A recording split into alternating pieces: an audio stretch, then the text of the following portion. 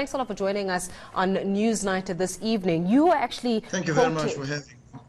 Well, you were actually quoted as saying that the problems in Botswana, rather's leadership and the way in which the corruption actually persists is because it's all systemic and it's actually rooted deeper, even from the time of Botswana's independence. Could you just substantiate that rhetoric?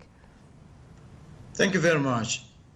Corruption in Botswana is institutionalized in the sense that all the institutions that should be providing oversight have been systematically weakened over the years.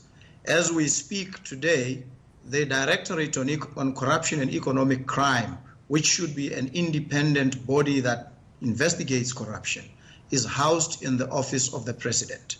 The Directorate on Intelligence and Security Services, which is effectively a black hole through which corruption has occurred over the last 10 or so years, is also housed in the office of the President.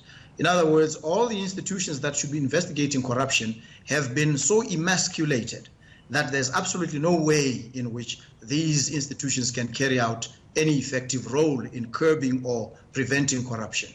The next institution, which is Parliament, which should be providing the requisite oversight, is also powerless. So we have effectively a situation where corruption runs without any inhibition, any control. And this has been the case down the years. So we've come to a point where a lot of money has been lost to the country.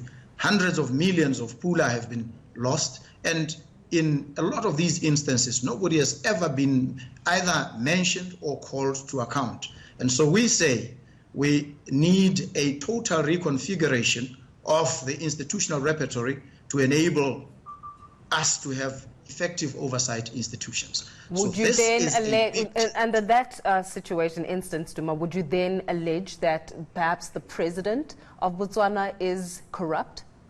If these institutions that are under the president are seen to be ineffective, according to yourself, would you then say that perhaps the person that is at the helm, who was housing the very same institutions, is perhaps corrupt? Quite apart from the specific allegations of corruption mentioning the president directly, the institutional arrangement is designed, one would say, to ensure that there's absolutely no way in which corruption could be brought under control. And so the president and the presidency over the years has been complicit in ensuring that we have an environment where corruption can thrive and becomes so ripe. But an institution where it's complicit, Duma, where if you are complicit in actually finding tangible solutions to issues which are serious, such as corruption, right? That means that there is a benefit from the corruption that continues to persist. Otherwise, there's nothing that actually advocates for the corruption to be rooted out. If somebody's complicit, it simply means that perhaps there's more benefit for the actual institutions as they stand and in the position that they stand, as opposed to have that corruption rooted out. Would you not say? Absolutely. That is exactly the point I'm making. And so the first basis on which we fault the president is that he has ensured that these institutions remain and continue to be weak. The second is that his name has been mentioned directly, for instance, in relation to the National Petroleum Fund, where upwards of 600 million pula has been embezzled. Yeah, and so I have to ask you around the issue around the National Petroleum Fund, because it was another story that came out, and I believe it was, is it Khosetsile Ngakayakhaye, who actually alleged that he knew of the individuals that were part of the corruption with that National Petroleum Fund, including that of your own political party. So are there members in your party, perhaps, who are also corrupt and are also been getting their hands in the pie, so to say, especially when it comes to the National Petroleum Fund, as alleged by Khosetsile Ngakayakhaye?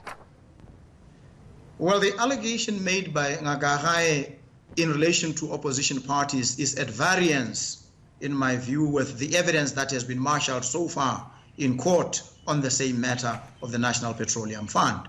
And so the people who have directly been mentioned and implicated include the president of this country. And there has been absolutely no mention, not a single name of anybody in the umbrella for democratic change at any rate. And I want to say this, that if there was any person in the opposition in the umbrella for democratic change who was either directly involved or implicated, this government would long have blown that person's cover or mentioned that person's name.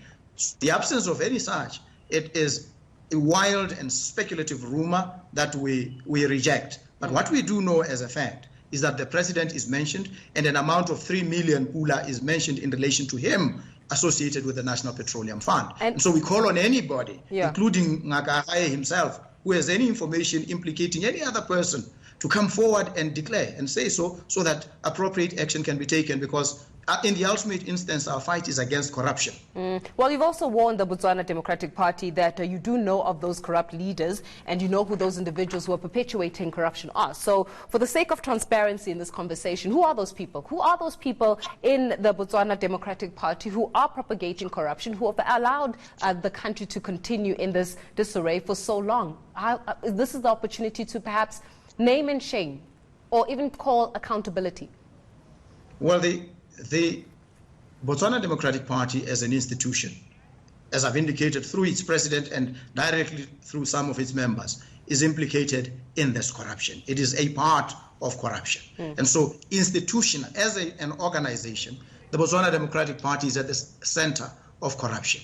But if one is looking for individuals, we've heard, and these are not names that we cull from nowhere. In the ongoing National Petroleum Fund case that is before the magistrate court, witnesses who've come and spoken have mentioned names. And amongst those names, we happen to have the president of the Botswana Democratic Party itself and the president of the Republic of Botswana. So if anybody is looking for any other name, I would say search no further than the person of the president, and let's focus there.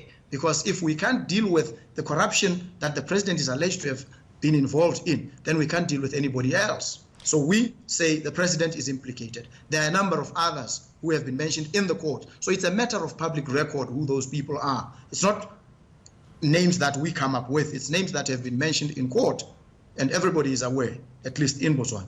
Well, Duba, we're going to leave our conversation there. Thanks a lot for joining us on Newsnight this evening, shedding some light in terms of rooting out corruption, a lot that is happening in Botswana.